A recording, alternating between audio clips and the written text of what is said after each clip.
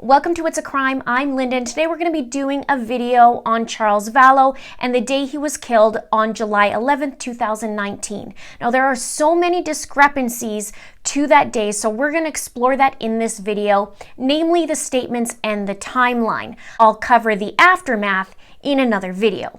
But before I get into it, if you'd like to be part of the It's a Crime community, please click that subscribe button below. Make sure you hit the notification bell to all.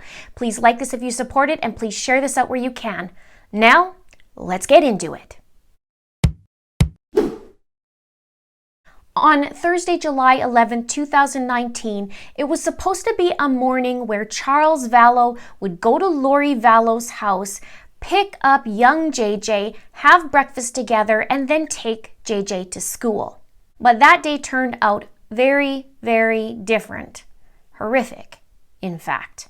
You see, at this point, Charles was actually living in Houston and had been separated from Lori. Lori did go back briefly to Charles, if you can call it that, back in spring, just months before Charles's death and after her 58-day hiatus.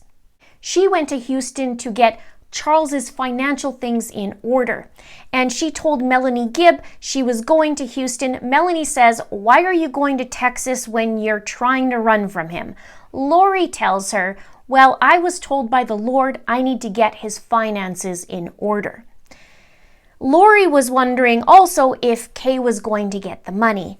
Melanie states that Lori had bet that Charles would change the beneficiary around.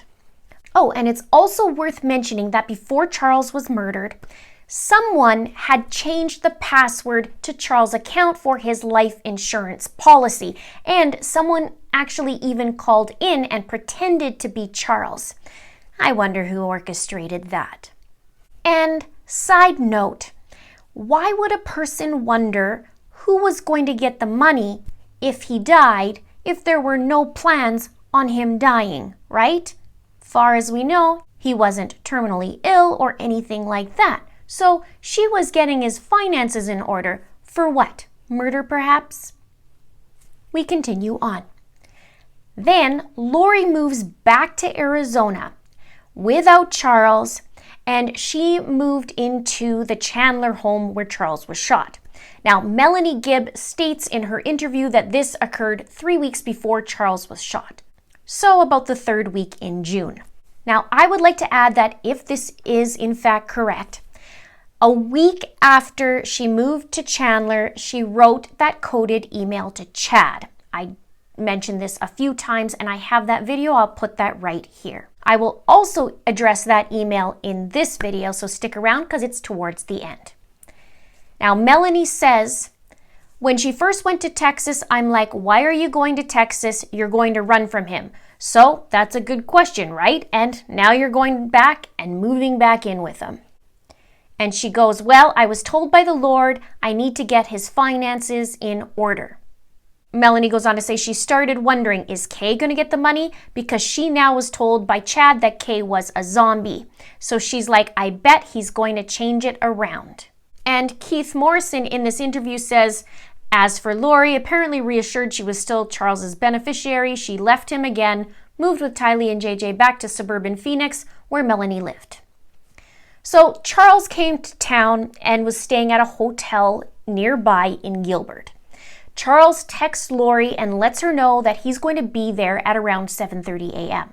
Now, according to a former employee at the Gilbert Hotel, she said Charles was expected to come back with JJ for them to have breakfast, and she said Charles had been staying there for a few weeks. Now, in an interview with Lori's sister, Summer Shiflett, she claims that she had asked Alex to go over to Lori's place the night before because she was worried about Charles being there. Summer says that Alex's response was, "Lori is going to be fine. She can call me if she needs me."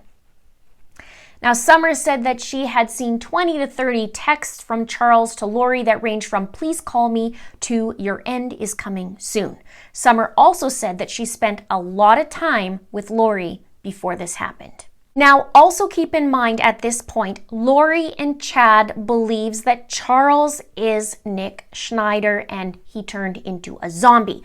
Alex is also said to believe this as well. So to set the scene for this day, it's Thursday, July 11th, 2019. Lori, Alex, Tylee, and JJ are at the house in Chandler, from what we know. Alex had stayed over.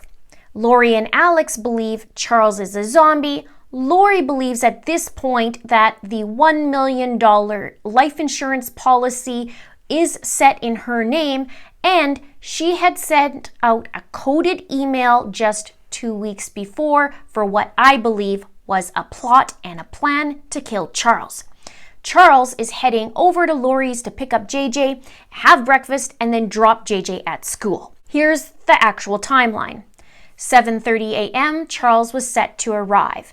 7:35 to 7:40, Charles actually arrives according to Lori. She notes that he's usually punctual. Lori also says once Charles got there, he said he's going to leave in 20 minutes, which would make it around 8 a.m., in and around there. Now, 8:20 a.m., Charles is shot according to the police report.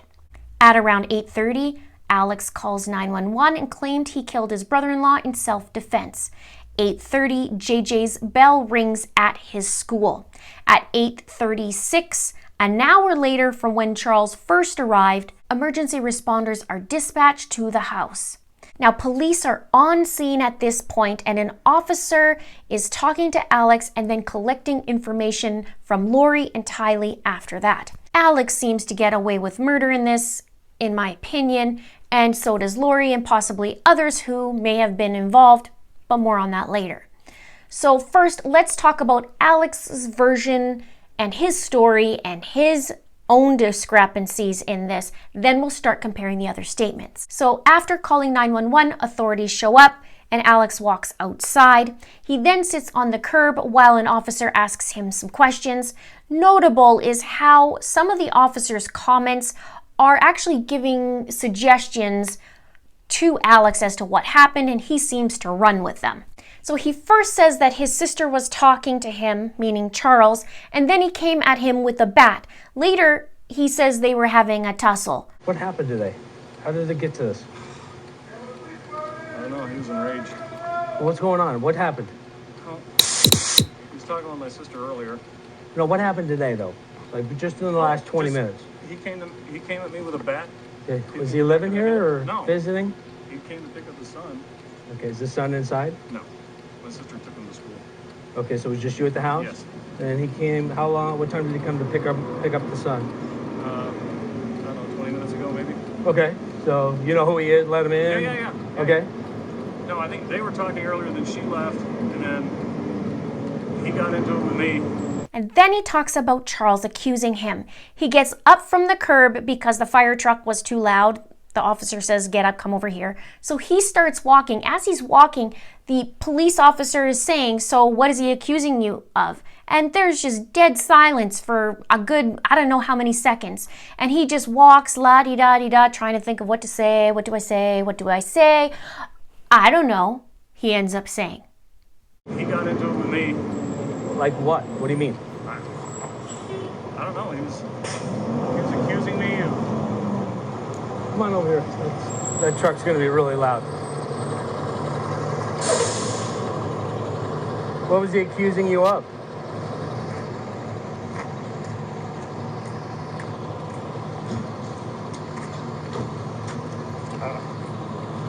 He was just yelling at me. Okay. What was he yelling at you about?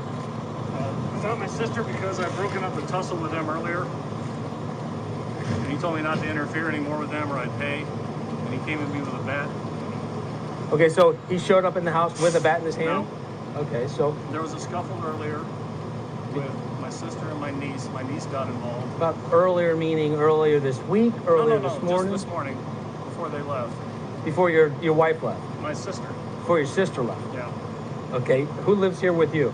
Nobody. I don't live here. My sister lives here and my niece lives here. And you're just visiting? I was visiting for the night. Okay, so you're over here visiting your sister and your niece? Yes. Okay, and there was a tussle between your sister and her husband? Yes.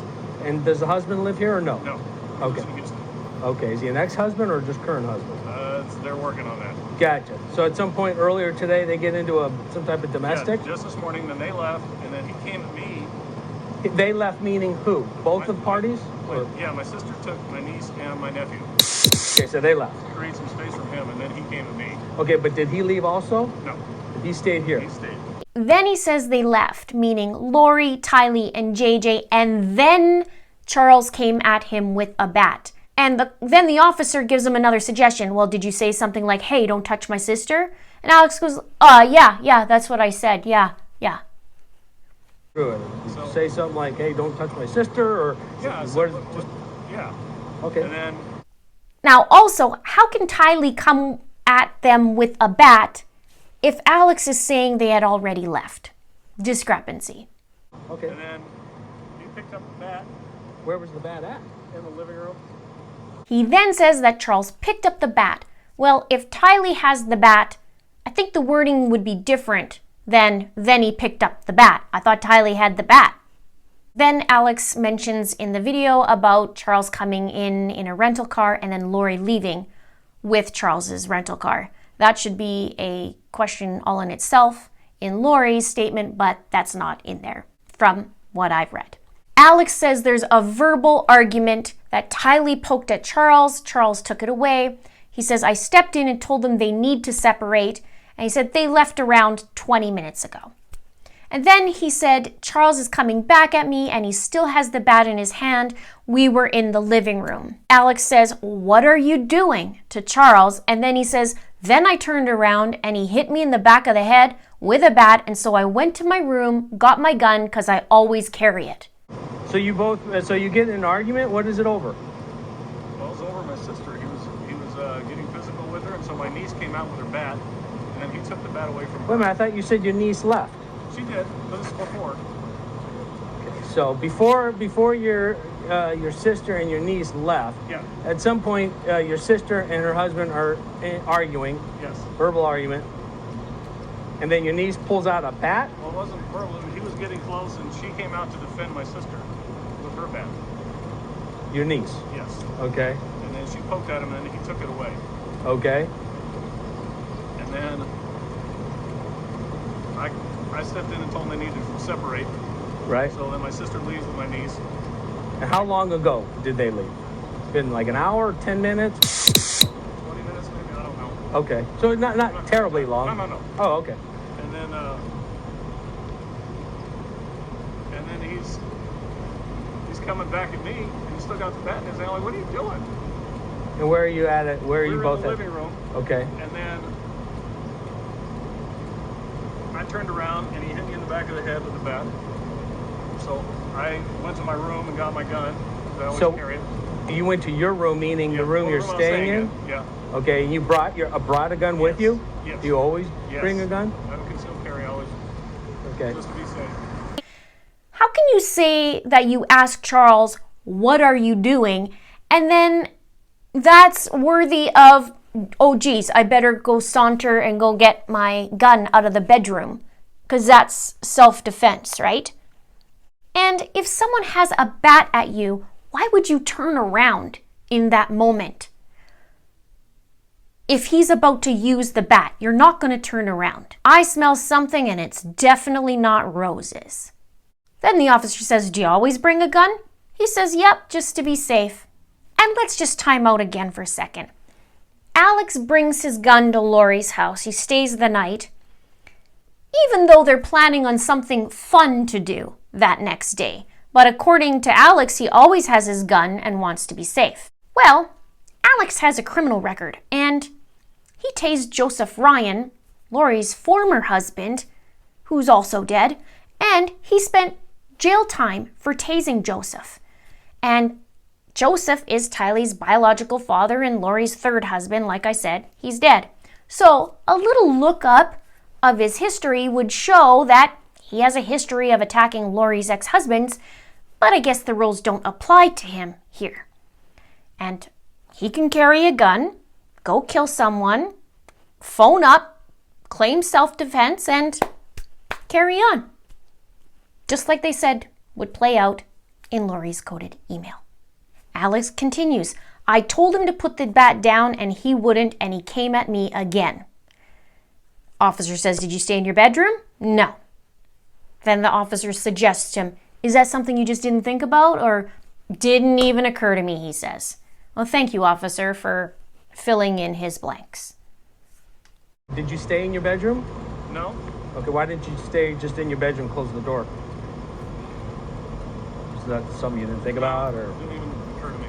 Okay, so walk me through it. So you go back into your room. So I just went back to the living room. I'm like, what is your problem? With the gun in your hand? Yes. And I said, I want you to put that bat down. He wouldn't do it. And he's like, and he came at me with the bat again after he'd already hit me in the head. So I shot him to stop him. Okay, and then what happened? That was it. Okay. Alex says, he came at me again with a bat again after he already hit me, and he came at me with the bat again. I shot him to stop him, told him to stop it. Officer says, then what happened? Alex says, that was it. So Alex grabs his gun, and Charles is going to come at Alex with a bat while Alex is holding a gun. And Alex earlier said he turned around and Charles came at him and gave him the little boo-boo on his head. Pretty sure if it was a little more substantial, he wouldn't be doing one of these, in my opinion. So the officer says, after you shot him, you put it in the room, meaning the gun. He says, I went back to my bedroom to get my phone. Officer says, then what did you do? I cleaned my head up. He was laying there still. It took me a minute to compose myself. I mean, I was just shaken, and then I called. Where's the weapon at now? It's in the bedroom. So after you shot him, you put it back in the room, or? Yeah, I went back to the bedroom to get my phone. Okay. And what'd you do with your phone? It's right here. Okay. And then what'd you do once you put your gun back? Grabbed your phone? I cleaned my head up. After was he laying there in the living room? Yeah, he was laying there still. And it just took me a minute to compose myself. I mean, I was just shaking, and then I called. Gotcha. Okay. So Alex shoots Charles. He's now laying in the living room. Alex then goes to his room to put the gun in there, grabs his phone, goes and cleans his head, and then calls 911 because in his words, he needed to compose himself. I guess someone dying to Alex, time really isn't of the essence. He has to worry about the boo-boo first. And side note, in my opinion, why resuscitate a zombie in Alex's eyes, right? So then the officer gives a little summary, and here's what he understood, and it's on police body cam. He says, Lori and the kids left, and then Alex and Charles are alone in the house. That's what he relays to the other officer on body cam. Here's what the authorities' statement says. On July 11, 2019 at 8:36 hours, patrol responded to a shooting call at 5531 South Four Peaks Place. An altercation ensued as a result of a domestic disturbance. One subject died as a result of the shooting. The decedent went to the listed address to pick up his 7-year-old son and take him to school. An argument ensued between him and his estranged wife. In an effort to defend her mother, a female juvenile tried to fend off the decedent with a baseball bat. The decedent took the bat from the juvenile and began swinging it. The shooter, the decedent's brother-in-law, intervened and was struck with the bat on the back of his head. The shooter then went into a bedroom and retrieved a handgun. He confronted the decedent and demanded that he leave. Armed with a bat, the decedent moved aggressively towards the shooter, at which time the shooter fired at least twice in what he described as self-defense. The shooter was released after his interview, and this case will be reviewed by the MCAO. Now, from my research, I never saw any statement that Alex demanded Charles to leave. We didn't even hear him say that on body cam. Also, Charles wanted to leave because he wanted to take JJ to school. So of course he wanted to go. He wanted to go and have breakfast with JJ. It wasn't like he wanted to stay. Also in the statement, it says that the shooter fired at least twice. The shooter was released after his interview, and this case will be reviewed. Well, it's more like 4 shots. We will discuss that in the next video. Now, important points to note in Alex's statement. He contradicts himself, it's clear. He states that Lori and Tylee were gone and he was left alone with Charles, and then said that Tylee had the bat and poked Charles. Charles picked up the bat, even though he said that Tylee had the bat. The cop gave him suggestions and Alex went with it, in my opinion. He wouldn't answer the officer when he asked what Charles accused him of. He couldn't even think of it. He walked for how many seconds with no answer and then just said, "I don't know." Okay then, Alex. So next, let's move on to Lori's statement. One thing to note before I read it is that Lori does a lot of projecting in this statement, in my opinion. She has in the past. She's accused Charles of cheating when she's the one who's cheating. She takes away things from JJ and then she's blaming others that they're taking things away. So keep that in mind as I read it. You can let me know what you think in the comments below. I'll also be pointing out the discrepancies. Here we go. Strap on your smirks. The interview with Lori began at approximately 9:43 hours after Lori had used the restroom. I obtained some personal information from Lori initially and confirmed that Lori lived at the residence where the incident occurred. I asked Lori to tell me what happened, starting at what worked for her, and I would probably ask questions. Lori stated she had moved into this house 3 weeks ago because he, the deceased, had offered to get the house here where her family was and indicated they had been in Houston. Lori advised they had decided to separate and her husband had said he would get a house for her and JJ. Lori stated the deceased was all about JJ, but it was never about Tylee. Lori advised they had adopted JJ together and JJ was actually her husband's great nephew and had been a drug baby. Lori advised that her husband travels all the time for business and he's always back and forth. Lori said her husband came the first time when she first moved from Houston and brought her some things and he hadn't been back, but it's all these threats. Lori mentioned it was on her phone all the time and I asked about these threats. Lori said I would have to see them, but he was always mad at her. Lori said he didn't want a divorce, but she didn't like him and didn't want to deal with him. Lori said they had been married for 14 years and she has dealt with it for 14 years and he was always been horrible to her, pointing to the room where Tylee was. Lori said he was always getting into huge fights with Tylee and it was a lot of things. Lori states that there's all these threats, which Lori at this point threatened to murder Charles if he gets in her way and she'll have an angel to dispose of his body.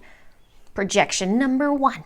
And that Charles was always mad at her. But according to Melanie Gibb in the interview, she says, so he was trying to do things to help her and please her, and she seemed like she was struggling to be happy by that. Like she seemed a little often frustrated with him. They had something going on that I didn't quite understand, but there seemed to be a lot of contention between the two of them. Lori said he told her all of a sudden that he was coming Wednesday night and he wanted to see JJ. Lori indicated that she had told him that she would never keep JJ from him, that he could come see JJ whenever he wanted, take him to school, whatever. I asked about when she had initially left and that he had said he was going to buy her a house, and Lori corrected me that he had said he was going to rent her a house, and she indicated all her family is here. Lori advised they lived here for a long time and then he moved them to Houston. Lori advised they were there with their son and their son didn't have anything, didn't have his school or services or anything. Lori indicated her husband ripped their son out of school and said they were moving, and Lori advised she didn't go with them at first. Lori said Charles took their son and Lori let him take their son and she didn't file anything. Lori then advised that he, Charles, filed something and told Lori that she was only going to get supervised visits because she was crazy.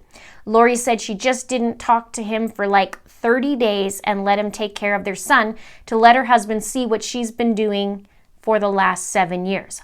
Lori mentioned that she has other kids and grandkids. Lori seemed annoyed that he had threatened she would only have supervised visits of her child and mentioned that, and she left him to take care of the child for 30 days to see what it was like, and she knew he would be begging her to pick him up, which she stated he did. A few interesting points. Lori mentions about the order here that Charles filed and being crazy. Lori said she just didn't talk to Charles for like 30 days and let him take care of their son. Wrong. Lori was actually gone for 58 days without communication. And Lori mentioned that she has other kids, plural, and has grandkids, plural. So according to my understanding, Lori had only one other child, Colby, and he had just had one baby. So I'm not sure the extra kids and the extra grandchildren. Also, I'm curious if they actually looked up the order that was going on about Lori being cray-cray and what happened with that. Clearly, nothing. We continue on. Lori stated he asked her to come back, so Lori moved in with them to Houston for the family. Lori said Tylee went with her and they left everything to go to Houston. Lori talked about the problems with getting services for their son and talked about how her husband didn't do anything. Lori indicated her husband hadn't been here in a couple weeks since her moving, and he had been nasty when he was here. Lori advised he travels for work and that he had got back to the Houston house. Lori stated he contacted her and said he was coming Wednesday night and said he was going to pick JJ up and take him to school Thursday, and then pick him up Thursday and take him Friday. Lori appeared fine with that, but stated she told him that he couldn't come stay at the house because he couldn't get along with Tylee. Lori stated that Tylee is a minor and she lives there and that he gets in huge fights with Tylee and Tylee hates him. Lori told him that he couldn't stay at the house and she said she would book him a hotel. Lori advised he stays in hotels all the time when he travels for work and the business pays for it, so Lori told him that she would book him a hotel nearby. We talked briefly about what he does for a living and where he travels, mentioning that they had lived in Hawaii. Lori stated his job gives him freedom so he doesn't have to stay home every day and take care of a special needs child. Lori indicated she does that, mentioning that she was a single mom before they got married. Lori stated she has 2 kids and he had 2 kids and they got married and tried to make a family. Lori indicated her husband had told her that he was coming last night and Lori told him that he couldn't stay at the house and she would get him a hotel. Lori stated that JJ does go to school all day and she talked about how she is getting his services back. Lori talked about how JJ has been a nightmare because her husband ripped JJ out of his routine and mentioned that he only thinks of himself. Lori described how JJ freaks out when he finds out Dad is coming because he associates when Dad took him to Houston, so Lori didn't tell JJ that he was coming. Lori stated he didn't bother her last night, which she said was kind of surprised about because she was expecting kind of an ambush that he would just come over and be just mean. Lori was expecting him to say that it was his house and he was on the lease so he could stay here, that kind of thing. Lori said that is his macho kind of attitude. Well, there's discrepancy again. According to the Gilbert Hotel employee, Charles was staying there for the last few weeks. And unless Lori didn't know about that, but Charles was in town, so I highly doubt that Charles wouldn't have made it known that he was there because he'd want to see his kids, or JJ. Lori states that she would be the one to book Charles a hotel. Doubt it. Lori mentioned that he only thinks of himself. Projection again. She was also expecting kind of an ambush and he would come over and just be mean. Then Lori contradicts herself by saying that she was expecting him to say that this was his house and he was on the lease so he could stay there. Well, if Lori booked the hotel for him, why would she expect him to say that this is his house if the hotel was already booked and he was staying there, right? Lori stated he came this morning and she was getting JJ ready. I confirmed that he came last night and she indicated yes, but that she didn't hear from him except that he texted her to say he would be there at 7:30 to pick up JJ. Lori said okay and that it was good because she didn't hear from him. Lori said he came over in the morning and he was banging on the door. So Lori doesn't hear from him for the whole day, but Charles just shows up banging at the door. If you call knocking banging, Lori, whatever. Lori said he came over in the morning and he was banging on the door. Lori said, here we go, so she was just trying to be nice and had JJ's stuff ready for school. I asked what time he got there and Lori stated he had said he would be there at 7:30, but it was more like 7:40, 7:35-ish, but she wasn't sure. Lori remembers looking at the clock at 7:30 and indicated he is usually very punctual. Lori said JJ acknowledged Dad and then ran to her and stated he wasn't taking him to school. Lori's telling JJ that was okay and Daddy could drive him to school and she was just trying to make things calm. Lori said her husband was just being real smirky and real jerky to her, so Lori was ignoring. And another projection. I asked if Lori's brother lives there with them and Lori advised no. Lori said her brother had stayed there last night because Lori was worried her husband would come over and cause trouble with her. Lori said she just wanted someone else there, wanted her brother there. Lori said she trusts her brother. Lori advised it was a long story, but she had to go live at her brother's when her husband took JJ and that he has been difficult. Lori said she was getting JJ's stuff ready and he was saying he was leaving in 20 minutes, mentioning it was 15 minutes to school. Lori mentioned that you can't get there early because they don't open the gates until about 8:20 or something. Lori suggested to him that they go now because she didn't want him in the house so they could go to Burger King and get breakfast. Lori advised that JJ is very particular about food and he wants chicken fries and a Sprite for breakfast. Here again, Lori is saying that she asked Alex to be there because she was worried that he would cause trouble for her. Alex didn't mention that at all in his statement or his words on body cam. He stayed over because he just wanted to do something fun for the day, and so he stayed overnight. He also said that he was on vacation that week. And here's the distance from Alex's house to Lori's. It's about a half an hour drive. Now on to her statement about the school. She said Charles said that he was going to leave in 20 minutes because it's about 15 minutes to the school, and Lori said that the gates open at 8:20 or something. Charles gets there at 7:35 or 7:40 according to Lori. That would make 20 minutes at around the 8 a.m. mark. Now here's a fun fact. The school actually opens at 8 a.m. Burger King though is actually on the way to the school, and the school's about a 20-minute drive. But according to the employee, Charles was going to take JJ to the hotel for breakfast. And if that's the case, my bet is Charles actually showed up on time at 7:30 a.m., as he's usually on time and punctual, and he's expected to leave right away with JJ so that he could take him back to the hotel, have a quick breakfast, and then go to JJ's school and drop him off. After that, Charles actually planned to look for places in the area and he had an appointment to do so. Now, another thing I want to point out, Lori was a fitness instructor, according to what April Raymond said, and we do know Lori competed in fitness competitions. She's fit. That means she would know about nutrition. Now, I find it shocking, in my own opinion, that she was going to feed or suggested that JJ eat chicken fries and a Sprite before going to school. Those of you who are familiar with children or people on the autism spectrum or ADHD, diet plays a huge role in your behavior, in your emotions, in how you feel, etc., etc., etc. And really, food plays a huge role in any human being. But Lori knows about nutrition, and that, to me, isn't something you would give a child before going to school, in my own opinion, especially if you know about nutrition, and she's certainly taking care of herself, but clearly not taking care of JJ. So let's just add that one also to the books. She's also saying to Charles, you can't get there too early because the gates don't open until her imaginary time, and also she wants him to leave. So which one is it?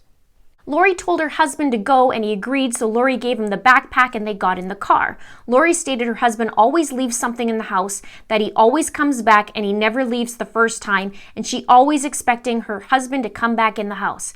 Lori advised he had left his phone on the counter. I asked that he had initially left with JJ, and Lori confirmed that he had put JJ and the backpack in the car in the driveway and then had come back in. Lori said she kissed JJ goodbye and her husband came back in. Lori said his phone was on the counter and then Lori had his phone. He told Lori to give him his phone and she told him, why don't you show me your text that you've been texting? Lori said he's actually been acting weird, like he's been plotting something. Lori questions as to why he was here, why he was in town, and then brought up that he's been talking to her other brother who came in town at the same time. Lori advised that she hasn't talked to her other brother Adam in a long time, and her husband was texting him, and she was questioning as to why they talk and if they talk. Lori said her husband has been saying all these texts like you're going down and such, and that he is blaming her for the marriage breaking up and other marriages around them, calling her a destroyer of families. Her statements are so interesting. It's almost like she's telling on herself, like Chad did the day that Tylee was found in the pet cemetery. Here she is saying that Charles is acting weird and like he's been plotting something. She talks about Adam and their text on Charles' phone. Well, 2 weeks before this, Charles forwards to Adam her concocted email and tells Adam that Lori's up to something. He also mentions that he's going to go try and contact Tammy. Also here, Lori is talking about Charles actually left with JJ to go into the car and then came back into the house. Interestingly, we didn't hear that from Alex at all. Everybody else left, and Alex and Charles were left alone. Discrepancies everywhere. Lori stated he goes nuts and then indicated that he's gone nuts before and that she and Tylee have had to leave with JJ before over the years 5 times, and they've stayed in a hotel for 2 days because he goes nuts. Lori said you don't know what's going to set him off. Lori stated Tylee is mad at her for always going back. Lori mentioned that they have JJ and he has special needs and it is really hard. I asked about what she means when she says he goes nuts. Lori said yelling and screaming, and I asked about physical violence. Lori confirmed grabbing and pushing them but never punching them. Lori said he has gotten physical with Tylee and with her grown son. I asked physical how, and Lori stated he got into a physical fight with her son when he was 16. So let's now bring Colby into the picture and see what he said in an interview with Justin Lum. Justin says, but overall, would you say this was a solid male role model for you growing up? Colby says, yeah, he was. He was, and he tried really hard. Even when he didn't know, he tried really hard to figure it out. I think he really cared about Tylee. I think it's hard to connect. I think they had a hard time just connecting because my mom's attention was focused on Tylee. And then when we got JJ, her attention really focused on JJ. And so Tylee kind of turned into a second mom in a sense. So Tylee started taking care of him. And so Tylee and Charles would kind of butt heads on things for JJ, but Tylee's not the parent. And so that was, I think, one of their power struggles, is that Tylee wanted to do things for JJ like a parent. She felt that role for him. They had a good relationship. He really did put that effort in, but I think the disagreements were between the chain of command, who he was. Not overstepping boundaries with my mom to her daughter, right? And so it kind of created a struggle. Justin says, but nothing to the extent of where, oh, could he be hurtful or harmful to her? And Colby says, no, I don't think so. Justin says, you never saw it? Colby said, no.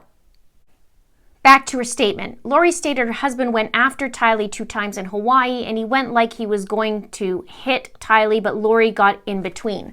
Lori said Tylee was 13 and 14 at the time. I returned the conversation to this morning, and Lori said he came back in and she wouldn't give him back his phone, and he was screaming at her to give him back his phone. Lori said he was very worried about whatever was on the text that he didn't want her to see.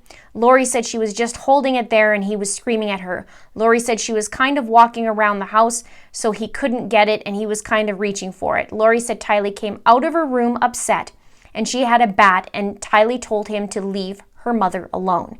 Lori said he is screaming at her, Tylee, don't you hit me with that bat. Lori said her brother Alex heard the commotion and he came out into the main room.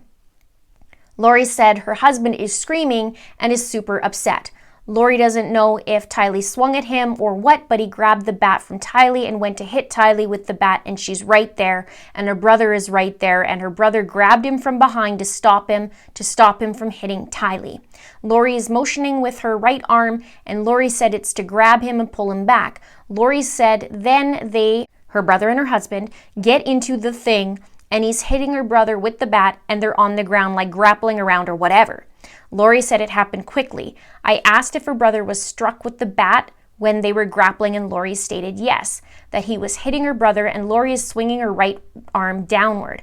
Lori said he was swinging the bat back and forth, and they are on the ground.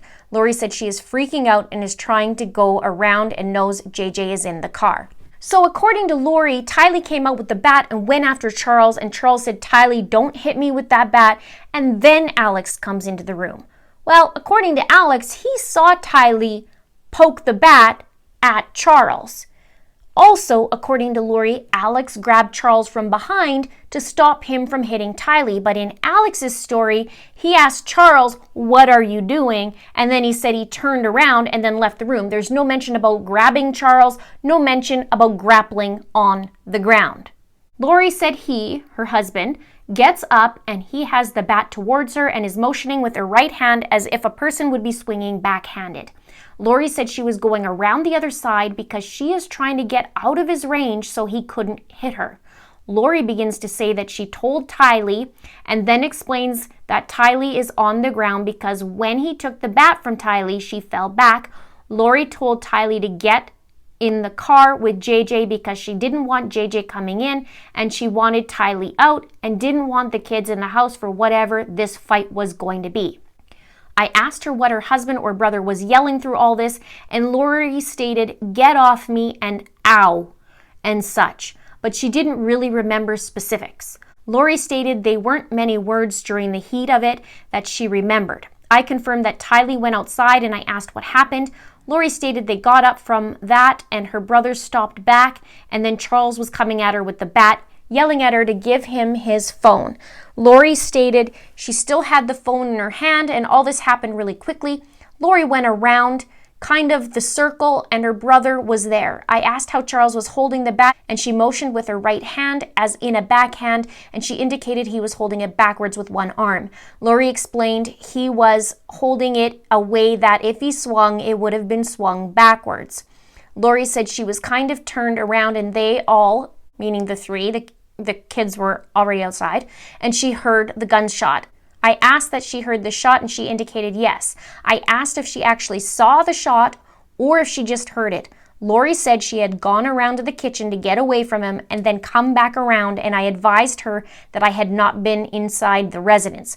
Lori said she didn't see the shot, that she heard it, and she came around and she saw him on the ground. Major discrepancy because Alex stated that they were all in the car and it was just Charles and Alex in the house when this went down.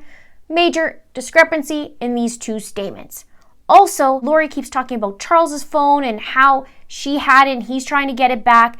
But why would Charles just put his phone down on the counter? I think she stole it, possibly stole it from his car or on him, and this is what's all going down. I don't know, there could be tons of different theories, but at any rate, she's full of you-know-what. It then says Lori got in the car and they left. I asked about when she came back in and saw him on the ground and asked where her brother was, and I asked if she saw him and where he was at. Lori stated her brother was right in front of Charles and it all happened very quickly. I asked if her brother said anything to her and Lori said no, that they were both in shock. Lori went out to check on the kids and she was going to come back in, but she didn't. Lori stated she was in the car for a minute and was wondering what to do and she didn't know what to do. JJ was in the car and Tylee was freaking out. She decided to take him to school and away from the scene. I asked, indicating she might not know this, but asked if she knew at what point her brother had the gun. I asked if he had it when they got in their first fight, or did he have to go get it, or if she knew that. Lori stated she didn't know. I started to ask another question, and then Lori stated she never saw him leave the room, but it was all so fast. I asked if her brother normally carried a gun. Lori stated he's a gun person, that he has guns. I asked if she knew that he had a gun with him when he came over, and Lori stated no, but that she wouldn't be surprised if he did because he's professional with guns. I asked if at any time when Lori was trying to get away and when he heard the shot, I asked prior to that if she remembered her husband or her brother saying anything. Lori thought about it and said no. Define professional with guns, Lori. I asked if there was anything else that I didn't ask about or we didn't cover that was important. I added that I wasn't there and Lori sat and thought for several moments. Lori stated that he was just so angry, super scary. Lori described how a 16-year-old acts when you take their phone away from them, how they disintegrate. And Lori stated that's how he was acting. Lori stated there was something on his phone that he didn't want her to see and he was freaking out. Lori said he was freaking out to the point where she thought he would hit her in the head with the bat to get the phone. I asked if she thought it was possible that her husband would hurt her, and Lori responded, absolutely, and also Tylee. Lori stated he would never hurt JJ. Lori then added that he did hurt her brother. Lori stated he was going ballistic and it was bad. I indicated I was going to speak with Tylee, but to make sure to let me know if there was anything else. I advised her that another detective was speaking her brother, and I asked if there was anyone that she needed to call. Lori responded that she doesn't know what she would say. I advised her that she could think about it and explain what victim services was. Lori expressed that her daughter had been through so much. We spoke about services for a moment, and I brought up JJ, and Lori commented that JJ is used to her husband not being there, but that JJ would understand if you told him. I left the interview room for a period of time. I returned to the interview room and indicated I would introduce her to the victim services and would allow me to confer with other detectives. I left the room briefly and returned, escorting her to a nearby conference area to allow her to speak with victim services without me. This concluded the interview. And some of these lines in these paragraphs are haunting to me. Lori reiterates first that Charles was so angry, super scary. And what is haunting to me is this statement. Lori describes how a 16-year-old acts when you take their phone away from them and how they disintegrate. And it creeps me out because Lori took Tylee's phone away in September because Tylee had been dismembered or disintegrated, so to speak. It just gives me chills. Let's move on to Tylee's statement. The interview with Tylee began at approximately 10:14 hours, and I obtained some personal information from Tylee. Tylee is a 16-year-old female and appeared cooperative, calm, and understanding of the situation during my contact with her. Tylee did not appear overly emotional, and I did not notice any other issues or problems that I believed to interfere with the interview. I asked Tylee if she could tell me what had happened today and told her to start with whatever place made sense, adding that I would probably ask questions. Tylee advised that she woke up at around 7:50 because she heard yelling right outside her door. Tylee said she immediately jumped up. Tylee stated she has a baseball bat and explained that when she had been living at her uncle's, when she was by herself, she wanted something to feel safer and she's not old enough for pepper spray. I explained to her that I had not been inside the house and asked about where her bedroom door opens to. Tylee explained that the room where her uncle had been staying, the guest room, is right there where her room is, and then her little brother's room, and then the kitchen. Tylee explains it's a little hallway, and then there is the area where everything kind of happened. Tylee said it's a big room where there isn't anything, but there are mirrors up. Tylee said she immediately jumped up and she got the bat and she opened the door, and it was her stepdad outside the doorway and her uncle kind of in the doorway, and she could hear her mom behind him. Tylee said her stepdad was screaming at both of them, but she doesn't know what he was saying. Tylee stated she told him to take a few steps back, and he told her, "Don't tell me what to do." Tylee said she stood there and her uncle kind of moved out of the way, and her mom kind of went past him and into the big room where everything happened, and she kind of walked with them. I asked if they were more in the hallway, and Tylee clarified that they were at the end of the hallway. Tylee stated her mom walked all the way around and Tylee followed them. Tylee is describing where people are and stated she didn't really do anything with the baseball bat, that she just kind of held it there. Tylee said they are both yelling, and her stepdad tells her if she hits him with the bat, then she's going to jail. Tylee said she just kind of stood there with the bat, and I asked who was yelling when she said they were yelling. Tylee stated it was mostly her stepdad, and then she said he was really the only one yelling and that her mom was responding. Tylee couldn't say what they were saying. Tylee said she kind of stuck the baseball bat out there, and her stepdad grabbed it and tried to take it, but she held onto the end. Tylee is motioning like she held the end with both hands and that he grabbed the other end with two hands. Tylee stated eventually she fell and he took it into his hands and held it like he was going to do something with it. I asked that when she fell, he ended up with the bat, and Tylee confirmed that. Tylee said she fell to the ground and then she saw her stepdad take a step back, so she thinks her uncle grabbed him and took him back so he couldn't do anything. I confirmed that she saw her stepdad take a step back, and she indicated yes, that he was really close and then went back. Tylee advised her mom told her to go with JJ, and then she ran out the door. Tylee said she stood there with her little brother. Tylee indicated he was in the front seat, so she opened the door and stood there. Tylee advised he tried to get out, and she was keeping him there. Tylee said eventually her mom came out, and they left from there. Now, I do want to point this out. Tylee's statement and Lori's statement were taken after Lori and Tylee and JJ went to school.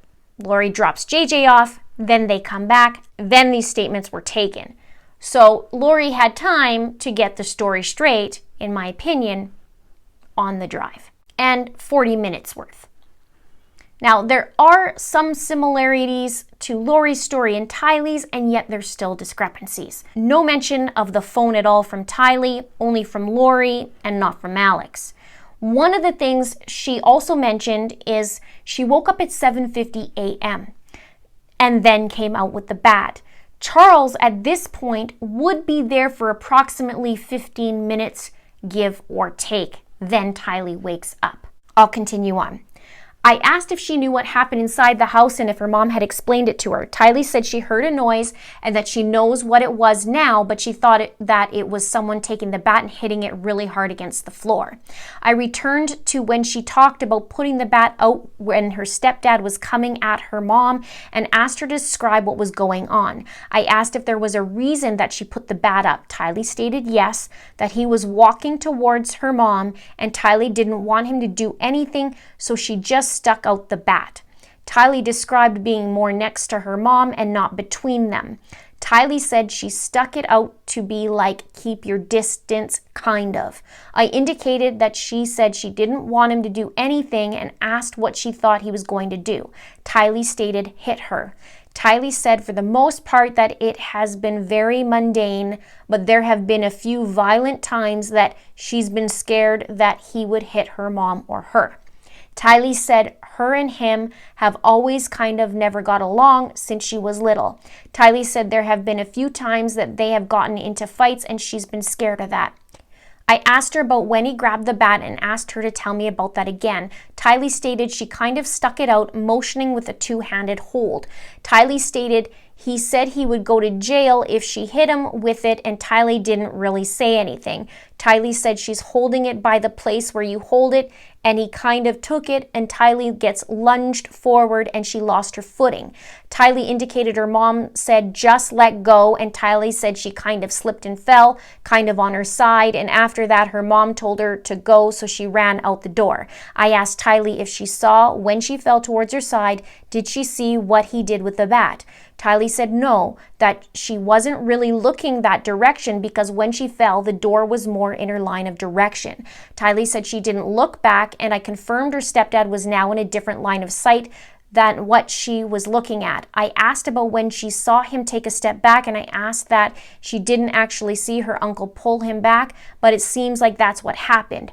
Tylee agreed and stated it didn't seem like he would have stepped back on his own, and Tylee confirmed that made sense as to where her uncle was at the time, that her uncle was behind him and not on the other side with Tylee and her mom. I asked about when that happened, and then her mom told her to go. She did see what happened with her stepdad and uncle. Tylee stated no.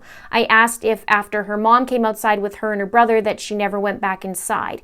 Tylee stated she went after her mom came outside with her and her brother, that she never went back inside. There is a discrepancy as well, as Tylee mentioned earlier that Alex grabbed Charles from behind, and now it says it seemed like that was happened, but she wasn't sure, she didn't see it. It then says Tylee stated she went inside to get her mom's purse from inside so they could have her wallet. Tylee said she went through the garage door and went in and ran to her mom's closet, and she didn't see anything or hear anything. I asked when she went inside and got her mom's purse. Tylee advised after her mom came out, and I confirmed it was after Tylee heard the loud noise, which Tylee confirmed. I asked if her mom was outside or inside when she heard the loud noise. Tylee thought for a moment and then stated she believed her mom was inside, but the door opened almost immediately after. I indicated to her that I obviously didn't know everyone, and I asked her to tell me about how the three of them, her mom, stepdad, and uncle, were at emotionally and how they were acting. Tylee asked when it was happening or before, and I indicated when it was happening, like when she came out of her room and he took the bat. Tylee stated his stepdad looked honestly like a crazy person, screaming, and his face was beet red. Tylee stated she saw his face for a split second when he took the bat from her, and it didn't look like him, that he looked like pure rage and he was seeing rage. Tylee said that was the craziest she had ever seen him. So now there's a new story added on that Tylee states that she went back into the house to get her mom's wallet after the gunshot. No mention of this from Alex, no mention of this from Lori, only that they left. Tylee stated her uncle was kind of calm, not super calm because it was stressful. Tylee said her uncle was just kind of standing there in the doorway being protective of her mom but wasn't saying much. Tylee said her stepdad was yelling and her mom was just kind of talking. I asked if she remembered what she was saying or what he was mad about. Tylee advised she didn't and was sorry. Tylee doesn't remember what they were really saying and that she just heard yelling. I asked about when she woke up to yelling. I asked who was yelling. Tylee said she knew it was her stepdad. Tylee clarified not when she was just waking up, but that she remembered he was coming to take her brother and she knew it was him. Tylee also advised she knew her uncle had stayed and she knew that person was her uncle and she obviously knew her mom. I indicated she stepped out of her room and she took the bat with her and asked if there was a reason that she took the bat with her. Tylee stated it was just first instinct. Tylee said she'd never hit him with the bat or anything and it was for security, and in hindsight she probably shouldn't have brought it at all because it caused for trouble. Tylee said it was right by her bed, so she jumped up and grabbed it. I asked if there was something she was concerned about that she would have taken the bat. Tylee stated only if he would have been violent towards her or her mom. Tylee didn't plan to take it to do something. She took the bat to have something in her hands to feel safer. I asked Tylee if there was anything that we didn't talk about or I didn't ask about that she believed was important or that I should know. I indicated to her that I wanted to make sure that I didn't miss anything. Tylee stated that was pretty much it. I advised that we could talk again if she thought of anything and explained victim services. I left the interview room and returned after a period of time, escorting Tylee to her mother. Now back to the timeline again. If what Tylee says was in fact what happened, and she did wake up at 7:50 a.m. and heard fighting, and then according to the police report, Charles was shot at 8:20, that means the altercation would have lasted for at least a half an hour. Now, I don't know about you, but I certainly don't see anywhere a half hour's worth of altercation in any of the statements and what transpired. Do you? There are so many discrepancies in their statements, and one thing is congruent. They all said that Charles was angry or enraged, and they all seemed unfazed by these events as well. Even detectives note their odd demeanor. Now, in my opinion, what I think more likely happened was that Charles arrived on scene at 7:30 right on time, and that he had this altercation of some sort with Alex and whoever else was in the room. Maybe there was a bat, maybe there wasn't a bat with Tylee, but certainly there was something going on clearly with Alex. The only thing I think is that it happened a lot sooner. And Alex waited to call 911 because he wanted to make sure Charles was good and dead, because that's what zombies need to be. And of course, Lori's infamous demeanor. She's not shocked, in my opinion, because she's been planning this for 6 months. This look on her face is not bewilderment. It isn't because she's in shock. This face is the look of victory. It's the face that says, I won and I'm $1 million richer. It's the face of, I knew this plan for the last 6 months and my plan worked, my conspiracy worked, and here it is working.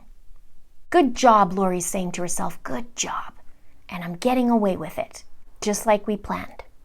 I do wonder if there was a little sit down the night before to go over everything and what would take place, at least at a bare minimum. Secure their plan. Everyone wasn't really in shock. They were just kind of like la-di-da. Even Alex on his phone call was like, yeah, so anyway, I I shot my brother-in-law in self-defense. But before that, I decided to put my gun back in the room, and I also wanted to just dab my head a little bit, and then I'm going to go and I'm calling 911. Just make it sound a little bit like I care, just because I called them. But then the operator asked me if I wanted to do CPR, and I was like, nah, I don't feel like it today. Kind of don't feel like it. And then I'm going to go out and I'm going to lie, and I'm just going to act like, just kind of jovial and chat with the officer and just tell him what we kind of thought of and make sure we include the bat and make sure that the bottom line is Charles was super angry and enraged. Everybody get that straight for sure so that they believe the self-defense, and then everything's going to be fine from there. And that's what happened. So now let's add the coded email to really bring it on home. Here's where I believe this was a planned murder, an ambush like Lori described. I also believe that Chad knew about it and played some role at some capacity. If this is true, then we got ourselves some premeditation, don't we? Now, before I read this, Charles' death was classified as second degree. I have yet to see anywhere else of anything happening on it other than the fact that there is now a different detective taking this case on. But Alex was alive for 5 months, almost to the day, from when Charles died to when Alex died, and no real repercussions. Now, before I read this email, there's a few things to remember. Lori and Chad have known about Charles being a zombie for 6 months at this point. She and Chad have missions to complete together. Whenever Lori mentions the word book in this email, change that to the word plan. Lori references baseball, and we know that there was a bat involved. She also references stories the audience would relate to. My interpretation is the story she would give the cops, and they would believe her. And finally, she references that the book is vital to her success, and that's the same thing that Chad had said about Tammy, that her death is vital for him to move forward and have success. So here we go. Lori's email to Chad pretending to be Charles. Hello, Chad. I hope you are doing well. This is Charles Vallow from Arizona. We really enjoyed having you stay with us back in November when you came to preparing a People conference. I appreciated you taking time to talk to me about the book I've been working on. Well, more than 6 months later, I still haven't made much progress on it, but I feel an urgency to get it done. As the managing partner of Right Planning Group, I'm going to have the opportunity to speak at various conventions beginning in the fall, but everyone says I need to have a book available that summarizes my life and shares the principles I follow. Side note, that's the life insurance policy. So I will cut to the chase. I'm willing to pay you well to help me get this book into shape as my ghostwriter.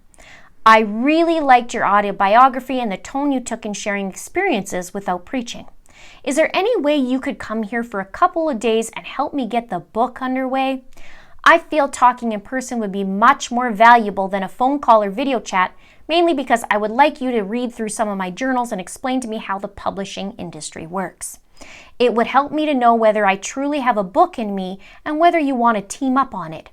I played minor league and have plenty of stories that my audience could relate to, along with the knowledge I've gained running my own company.